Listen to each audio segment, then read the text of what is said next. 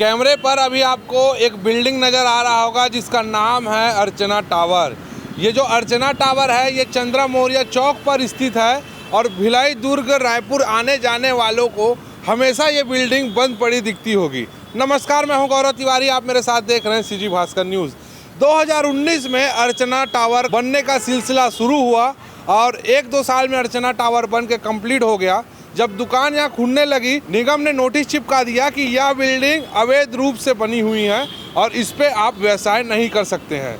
जिसके बाद यह मामला कोर्ट में चला गया। लगभग 5 साल से भी अधिक समय हो गया है और ये बिल्डिंग बंद पड़ी है और जस की तस स्थिति में है।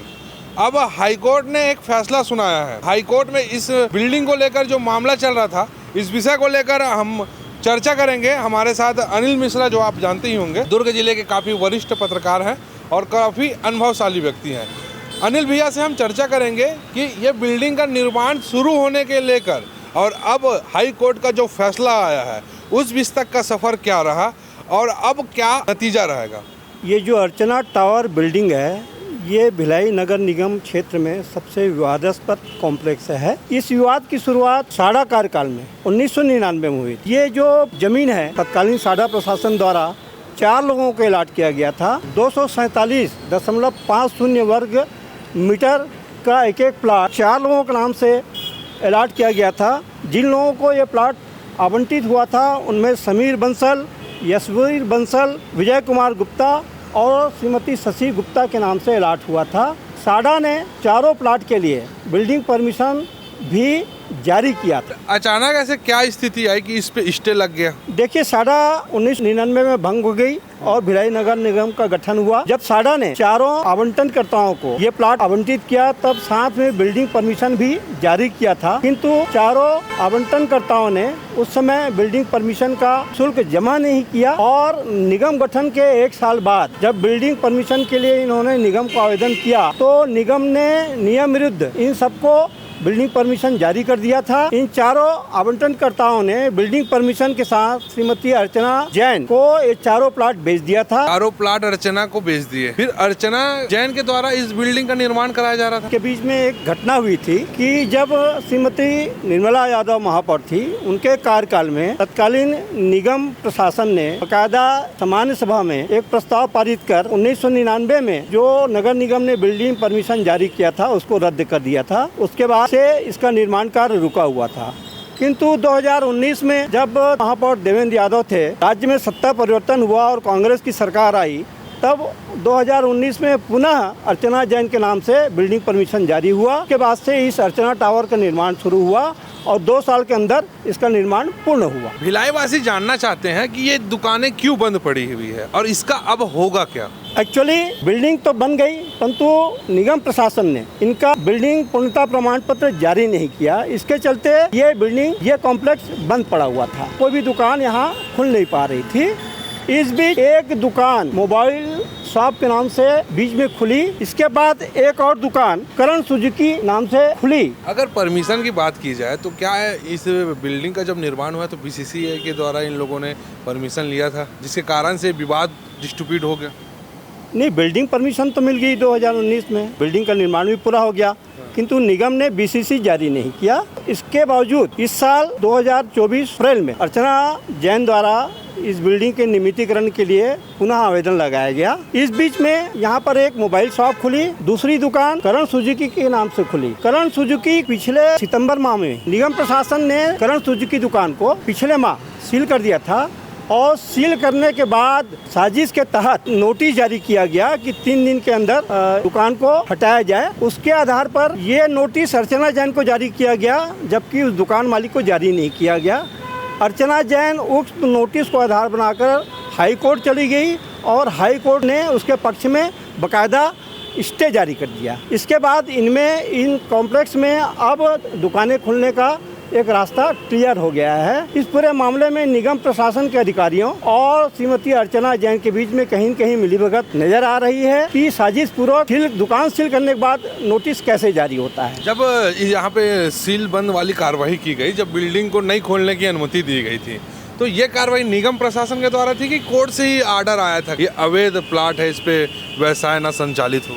ये कार्रवाई निगम प्रशासन ने की थी। निगम प्रशासन ने जब दुकान को सील कर दिया था, नोटिस करने का क्या औचित्य है? अर्चना जैन को एक मदद पहुंचाने के लिए, उनको कानूनी रास्ता दिखाने के लिए नोटिस जारी किया गया और उसके आधार पर अर्चना कोर्ट ने हाई कोर्ट में मामला ले जाकर अपने पक्ष में स्टे ले आया है। अब इस पूरे बिल्डिंग के नियमितीकरण के लिए प्रयास हो रहे हैं। जैसे हमको जानकारी मिली है कि अर्चना जैन के द्वारा इसके लिए मंत्रालय तक संपर्क किया जा रहा है कि क्योंकि हाई कोर्ट से उसको स्टे मिल गया है, अतः उसके बिल्डिंग का नियमितीकरण भी किया जाए। परंतु क्योंकि ये मामला बेहद पेचीदा है, हाई कोर्ट में भी इस बिल्डिंग को लेकर कई प्रकरण अभी तक लंबित हैं। अर्चना टावर्स की अब सभी दुकानें एक प्रकार से खुल जाएगी धीरे धीरे। निश्चित रूप से हाई कोर्ट से जो स्टे मिला है उसके आधार पर तो अर्चना जैन के लिए रास्ता खुल गया है कि हाँ और भी दुकानें अब खुल सकती हैं। किंतु नियमितीकरण का जहाँ तक मामला है, ये मामला पेचीदा है। यदि कोई भी अधिकारी आगे इसमें नियमितीकरण के लिए अनुमति देता है तो उसके लिए काफ़ी चैलेंजिंग रहेगा। आगे चलकर उसके ऊपर नौकरी पर भी बात आ सकती है। तो ये पूरा मामला कहीं न कहीं निगम प्रशासन के कुछ अधिकारियों, इस बिल्डिंग के जो मालिक है उसके बीच मिलीभगत का मामला साफ नज़र आ रहा है। कम से कम 5 साल तक तो ये दुकान को बंद मैंने खुद देखा। ऐसा अचानक क्या कागज उनके हाथ में लगा अर्चना जैन के हाथ में, जिसको बेस बना कर वो हाई कोर्ट चले गई और उनके फेवर में आ गया? ऐसा क्या रहा होगा उस कागज? करण सुजुकी नाम की जो दुकान थी, पहले तो निगम प्रशासन उसको सील करता है।